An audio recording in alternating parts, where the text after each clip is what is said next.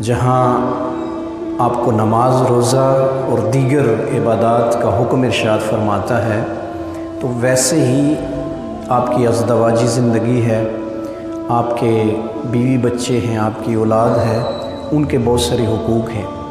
حضور نبی مکرم صلی اللہ علیہ وآلہ وسلم کی بارگاہ میں ایک صحابی رسول کی شادی ہوتی ہے، تو چند دن بعد وہ جو صحابیہ تھی، یعنی اس صحابی رسول کی جو بیوی ہیں، وہ حضور کی بارگاہ میں حاضر ہوتی ہیں۔ تو اللہ کے نبی علیہ الصلوۃ والسلام نے پوچھا کہ میرا غلام کیسا ہے، وہ زندگی گزارنے میں کیسا ہے تمہارے ساتھ؟ تو انہوں نے آگے سے عرض کیا کہ یا نبی اللہ، دن کو اپنے معاملات میں اور ساری رات وہ عبادت کرتے ہیں، نوافل پڑھتے ہیں، مصلی پہ کھڑے رہتے ہیں، تو اس سے اچھا شوہر اور کیسا ہو سکتا ہے اور کون ہو سکتا ہے؟ اب بظاہر جو انہوں نے حضور کی بارگاہ میں عرض کیا، تو اللہ کے نبی علیہ الصلوۃ والسلام کو اس بات میں گلہ یا شکوہ محسوس ہوا۔ تو اللہ کے نبی نے اس صحابی رسول کو بلایا اپنی بارگاہ میں کہ جو تمہاری بیوی ہے، بظاہر تو اس نے اس چیز کا اظہار کیا ہے کہ بہت اچھے ہیں، ساری رات نوافل ادا کرتے ہیں، مصلی پہ کھڑے رہتے ہیں، دن کو روزہ رکھتے ہیں، عبادت کرتے ہیں، لیکن مجھے اس کی اس بات میں گلہ نظر آیا، کیونکہ حضور نبی مکرم صلی اللہ علیہ وآلہ وسلم جو ظاہر کو بھی جانتے تھے اور لوگوں کے دلوں کے حال بھی جانتے تھے۔ یہ اللہ رب العزت نے انہیں خاص عنایت سے جانتے تھے، تو وہ سمجھ گئے کہ یہ اس کی خوشی میں ایک راز پوشیدہ ہے، یہ کوئی گلہ کر رہی ہے۔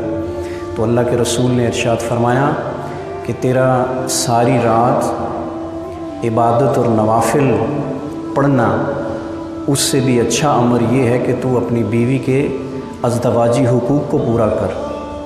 یعنی اللہ رب العزت ہرگز آپ سے اس چیز کا مطالبہ نہیں کرتا کہ ساری رات آپ مصلی پہ کھڑے رہیں، نوافل ادا کرتے رہیں، لیکن جو آپ کی بیوی کے حقوق ہیں، جو شریعت نے دیے ہیں اور جائز حقوق دیے ہیں، اگر وہ کوئی شخص پورا نہیں کرتا، تو اللہ کے نبی علیہ الصلوۃ والسلام نے ان صحابی رسول کو ارشاد فرمایا کہ آپ جہاں ایک طرف نوافل ادا کرتے ہیں، اللہ کا ذکر کرتے ہیں، عبادت کرتے ہیں، تو دوسری طرف ثواب کا کام یہ ہے کہ آپ اپنی بیوی کے جو حقوق ہیں، اگر وہ رات بھر آپ پورے کرتے ہیں، تو اللہ رب العزت کے نزدیک ان نوافل سے اجر و ثواب میں وہ کام زیادہ ہے۔ تو اس احادیث مبارکہ سے یہ پتہ چلتا ہے کہ ہماری جہاں ایک طرف جو زندگی ہے، جو زندگی کے معاملات ہیں، رزق کمانا ہے، رزق حلال کی تلاش کرنی ہے، وہاں ساتھ ساتھ ہمیں شریعت نے، ہمیں دین نے ان چیزوں کے حقوق کو پورا کرنے کا بھی حکم ارشاد فرمایا۔ جو رہبانیت ہے، یعنی پچھلی امتوں کے اندر ایک رہبانیت ہوتی تھی، لوگ اپنے آپ کو الگ کر لیتے تھے، کہیں دور کسی غار میں چلے گئے، اپنے آپ کو دنیا سے علیحدہ کر لیا، صرف نماز پڑھی، اللہ کا ذکر کیا، کسی انسان سے کوئی تعلق نہیں رکھا۔ لیکن اللہ کے نبی کی جو شریعت ہے، یا دیگر انبیاء کی جتنی دیگر انبیاء گزرے ہیں، انہوں نے اپنی زندگی میں انسانیت کو بھی ساتھ چلایا اور معاشی زندگی کو بھی، معاشرتی زندگی کو بھی، ہر چیز کو اپنے ساتھ چلایا۔ جہاں برائی ہوتی تھی اس کو روکتے تھے، نیکی کی دعوت دیتے تھے، اور جہاں پر رزق کمانے کی بات آتی تھی، رزق حلال کمانے کی بات آتی تھی، تو وہاں اپنے آپ کو وہ رزق کمانے کے لیے پیش کرتے تھے۔ یہ ویسے بات نہیں ہے۔ حضرت یوسف علیہ الصلوۃ والسلام کا عزیز مصر کی اس شاہی محل کے اندر بک جانا اور پھر وہاں کام کرنا، پھر حضرت موسیٰ علیہ الصلوۃ والسلام کا کئی زمانہ تک حضرت شعیب کے ہاں کام کرنا، یہ ساری چیزیں جو ہیں ہمیں یہ بتلاتی ہیں کہ انبیاء علیہ الصلاۃ والسلام نے مشقت کی زندگی گزاری ہے، جہاں ایک طرف قرآن اور احادیث اللہ کے نبی علیہ الصلاۃ والسلام کے فرمان اور اللہ رب العزت کا حکم تھا، دوسری طرف انہوں نے معاشرے کو بھی چلایا ہے۔ تو بہترین انسان وہ ہے جو رزق حلال کمائے، نماز پڑھے،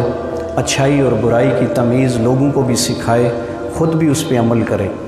اگر صرف الگ تھلگ ایک انسان بیٹھ جاتا ہے جس نے باوضو رہنا ہے، نوافل ادا کرنے ہیں، قرآن کی تلاوت کرنی ہے، اس نے باہر گلی میں نہیں نکلنا، اس نے باہر معاشرے کو نہیں دیکھنا، تو وہ اگر وہ اس حالت میں ہے تو ایک طرف وہ شخص ہے جو یہ نماز بھی پڑھتا ہے، روزہ بھی رکھتا ہے، نوافل بھی پڑھتا ہے، دین اسلام کے حکم کے مطابق عمل بھی کرتا ہے، تو ایک طرف وہ الگ تھلگ انسان اور دوسری طرف وہ انسان جو معاشرے کے دیگر معاملات کو بھی دیکھتا ہے، اپنے بچوں کے لیے رزق حلال کماتا ہے، اپنے خاندان فیملی میں جو لوگ بیمار ہیں ان کی تیمارداری کرتا ہے، اگر کوئی معاشرے کا شخص کسی مصیبت پریشانی میں ہے اس کے لیے کھڑا ہو جاتا ہے، حق کی آواز کو بلند کرتا ہے، اگر ختم نبوت کا مسئلہ آئے تو اس پہ بات کرتا ہے، اگر ناموس رسالت کا مسئلہ آئے تو اس پہ بات کرتا ہے، تو اصل میں یہی دین اسلام آپ کو ترغیب دلاتا ہے اور یہی دین اسلام آپ سے تقاضا کرتا ہے کہ جہاں دیگر اور بہت سارے زندگی کے معاملات آپ نے کرنے ہیں، ساتھ شریعت پہ آپ نے عمل بھی کرنا ہے۔ تو آج کے اس پیغام میں یہی آپ کو درس دینا چاہتا ہوں، یہی پیغام دینا چاہتا ہوں کہ رزق حلال کے ساتھ ساتھ جو دنیاوی معاملات ہیں، آپ کے بیوی بچے ہیں، آپ کے والدین ہیں،